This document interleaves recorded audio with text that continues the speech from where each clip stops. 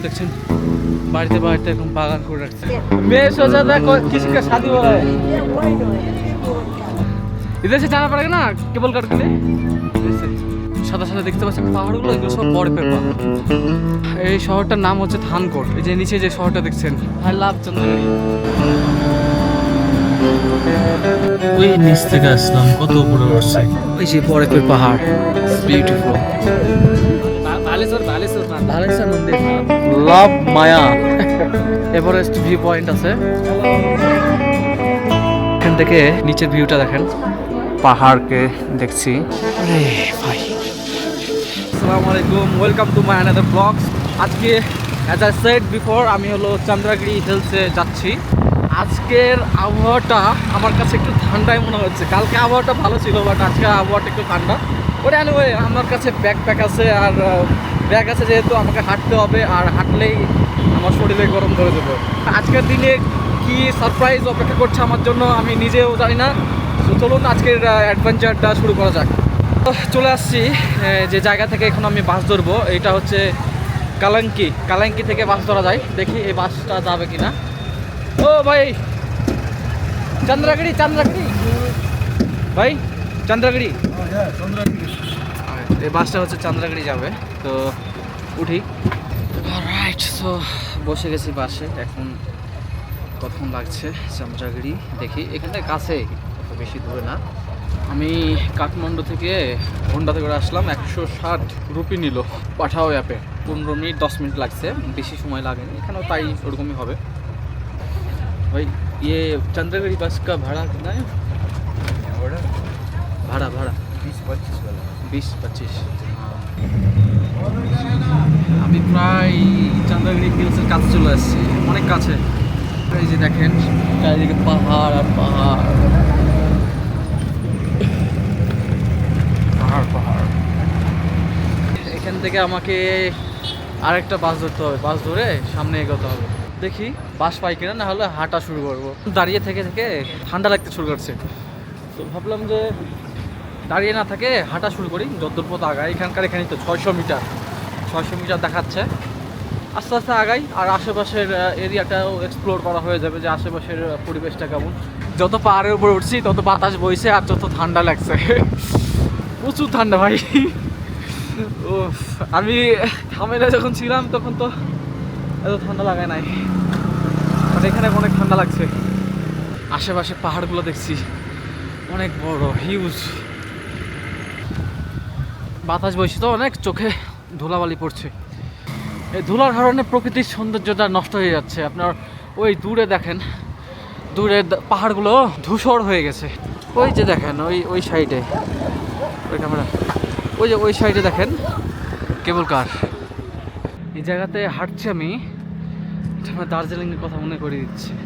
ওইখানকার রাস্তাঘাটে এরকম সেম।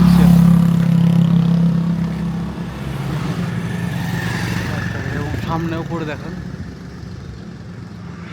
প্লেন চড়ছে, প্লেন।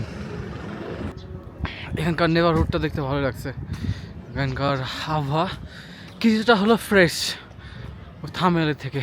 এখানে অনেক শান্তিপূর্ণ জায়গা। এখানে সুন্দর দেখছেন, বাড়িতে বাড়িতে এরকম বাগান করে রাখছে।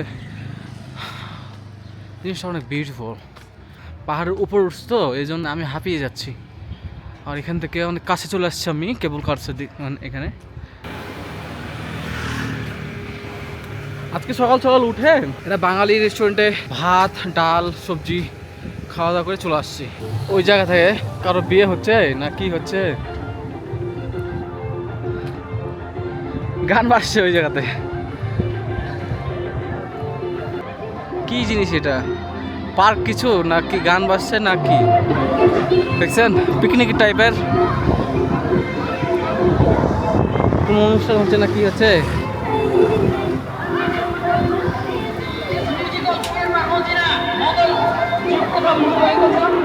দেখি জিজ্ঞেস করি আশেপাশে যেখানে কি হচ্ছে, আশেপাশে জিজ্ঞেস করেছে। ये क्या हो रहा है? पार्क, ये पार्क हो रहा है, पार्क।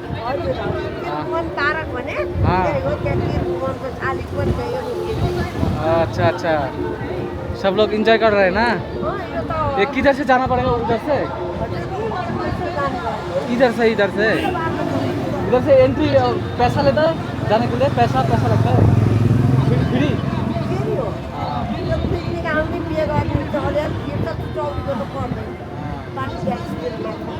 अच्छा अच्छा, और केबल कार के लिए किधर जाना पड़ेगा? सीधा इस रास्ते में ना? हाँ अच्छा अच्छा, ये रास्ता। ठीक है धन्यवाद आपको। त्रिभुवन पार्क। मैं सोचा था किसी का शादी हो रहा है। আচ্ছা আচ্ছা, এখানে এটা ত্রিভুবন পার্ক বলছে, এখানে প্রতিদিন এরকমই হয়। দেখেন কত সুন্দর করে এনজয় করছে। অনেক স্কুল থেকে ছেলে ফেলে আসছে, দেখেন স্কুলের ইউনিফর্ম পরা, এনজয় করছে তারা, তারা এনজয় করুক। আর এটা একটা মন্দির দেখেন, ছোট একটা মন্দির। इधर से जाना पड़ेगा उधर? ठीक है, आपका धन्यवाद। हाँ, ये छोटा सा मंदिर है ना? मंदिर तो है ना, त्रिभुवन शालिक चौक। हाँ त्रिभुवन को ठीक शालिक। ঠিক ভালো, এখানকার মানুষজন ভালো, রুড না, মানে কোনো কিছুতে বিরক্ত না। অনেকে আছে, অনেক দেশে আছে না যে বিরক্ত, যে তোমার কাজ তুমি করো, ওখানে জিজ্ঞেস করছো। এখানে এরকম না, আপনি যে কথা বললে তারা অনেক হাসিভাবে আপনাকে স্বাগত জানাবে। যে কাউকে আপনি কোনো কিছু জিজ্ঞেস করছেন আপনাকে বলে দেবে, মানে না মানা করবে না। যতজনকে আমি জিজ্ঞেস করছি ততজনই ভালো এখানে রেসপন্স পাইছি। এই যে ভাই দেখেন নেপালের ছাগল, আমাদের দেশি ছাগলের মতো নেই। এখান থেকে দেখেন কত কাছে চলে আসছে আমরা।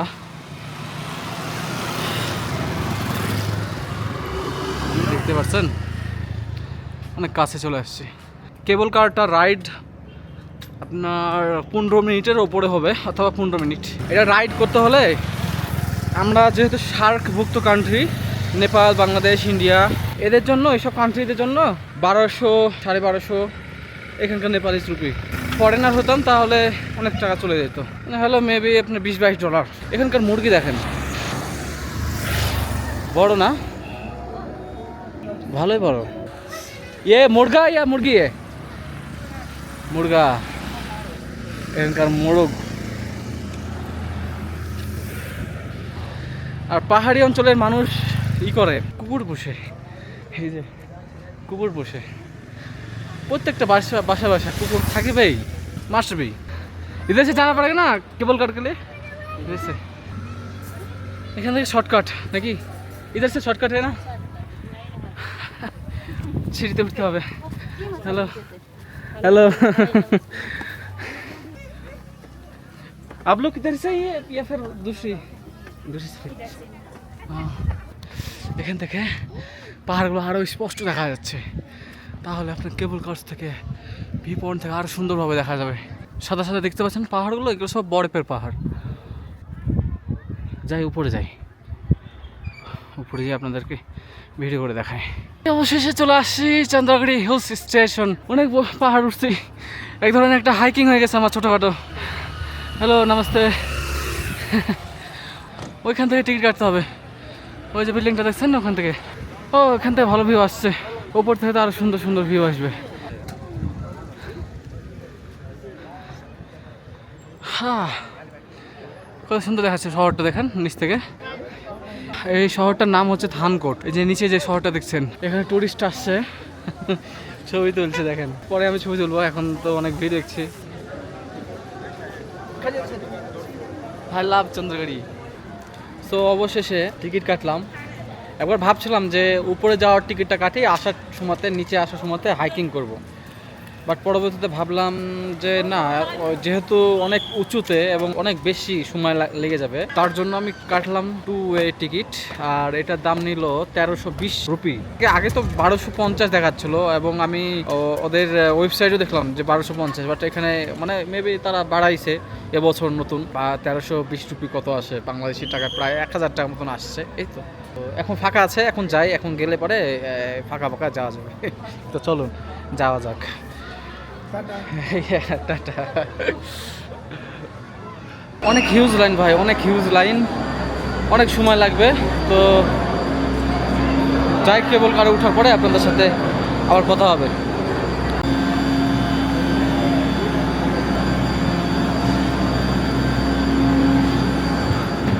রাইট,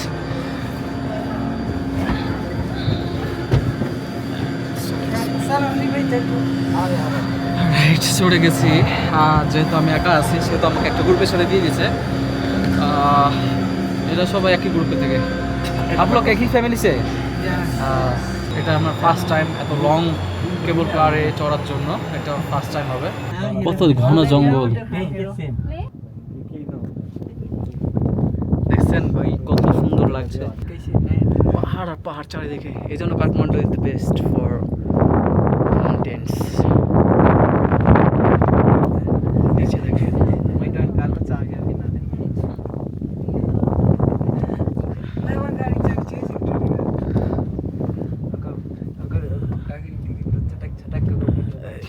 ওই সাইডে দেখেন পাহাড়গুলো, বাড়িগুলো কত ছোট ছোট দেখাচ্ছে। ওই যে আমরা ওইখান থেকে আসলাম, ওই নিচ থেকে আসলাম, কত উপরে উঠছে। এখানে দেখেন ছোট ছোট রাস্তা বানানো আছে নিচে হাইকিং কে লিয়ে না। চলে আসলাম একবারে উপরে। ক্লিয়ার আবহাওয়া আজকে, এখান থেকে পাহাড়গুলো ক্লিয়ার দেখা যাচ্ছে। আর সামনে একটা হাইকিং পয়েন্ট আছে, এখান থেকে সব হেঁটে হেঁটে যাচ্ছে উপরে। মেবি ওটা ভিউ পয়েন্ট আছে কোনো কিছু। একই সাথে ঠান্ডা আবহাওয়া, মানে ঠান্ডা বাতাস আর রোদ, ভালো লাগছে, কম্বিনেশনটা বেটার। পাহাড়গুলোর ভিউ দেখেন ভাই, দেখছেন ওই যে বরফের পাহাড়, বিউটিফুল। তো এখন আমি উপরের দিকে এগোচ্ছি। উপরে যাই আপনাদের সাথে কথা হইবে। এই যে এখানে একটা মন্দির আছে, মন্দিরের নাম কি একটু জিজ্ঞেস করি। ভাই ये मंदिर का नाम क्या है, टेम्पल का नाम? हाँ, नाम क्या है? महादेव, भालेश्वर भालेश्वर महादेव। भालेश्वर मंदिर। हाँ, भालेश्वर महादेव। हाँ, ये सब लोगों ने ताला लगा के गया है। हाँ, लगा है। उसे लेके, हाँ हाँ, उसे लेके इसमें लॉक करके रखे हैं। उसके बाद वो लोग चला जाता है। बिलीव है कि यहाँ पे इसको इसके ताला में लिखकर हाँ हाँ, यहाँ लगा देने से उनका विशेष पूरा होता है।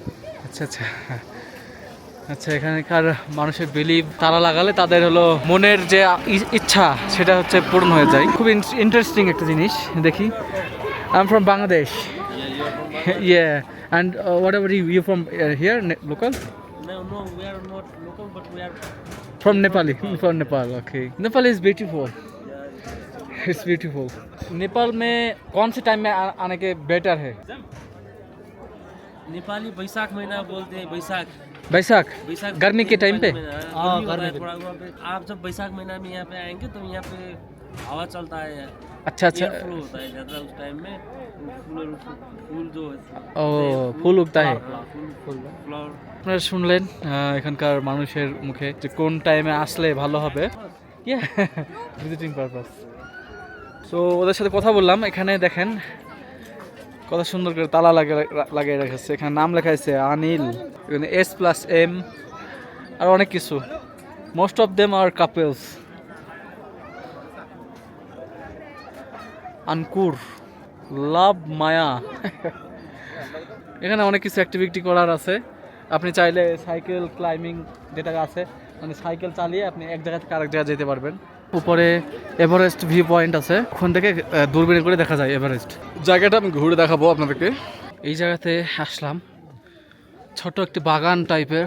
এই গাছটা কোনো একটা ফুলের গাছ হবে। এখান থেকে ভিউটা ভালো দেখা যাচ্ছে। দেখেন কত নিচেও। ক্যামেরাতে একটুকু চার্জ নাই, 10% চার্জ আছে।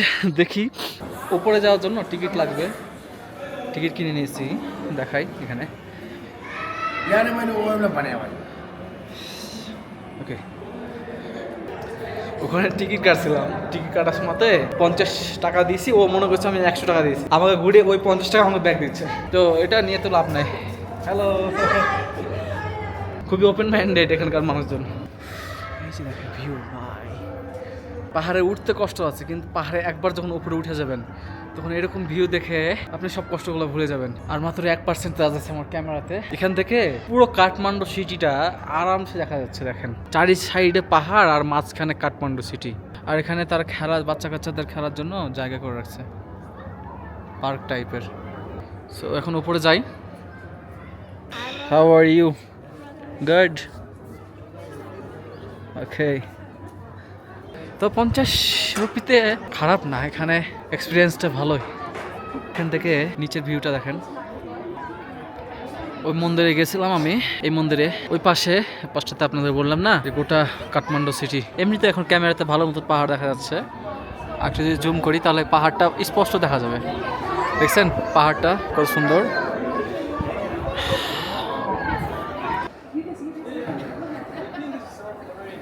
দেখতে পাচ্ছেন আমি দূরবীন দিয়ে পাহাড়কে দেখছি, কত কাছে মনে হচ্ছে না? এখান থেকে দেখলাম মাউন্ট এভারেস্ট অ্যান্ড আশেপাশে যতগুলো পাহাড় আছে এখান থেকে এক্সপ্লোর করলাম দূরবীন দিয়ে, অনেক সুন্দর লাগছে দেখতে। যাই হোক, এখানকার অ্যাক্টিভিটি শেষ, এখন আমি নিচে নামবো। চলুন যাওয়া যাক এখান থেকে। অনেক ঠান্ডা বাতাস বইছে।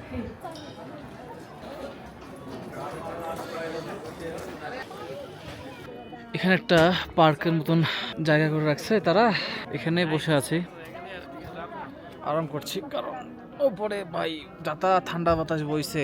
এই দেখেন এখানে সাইকেল কি করে চালাচ্ছে। আরে ভাই ভাই রে ভাই।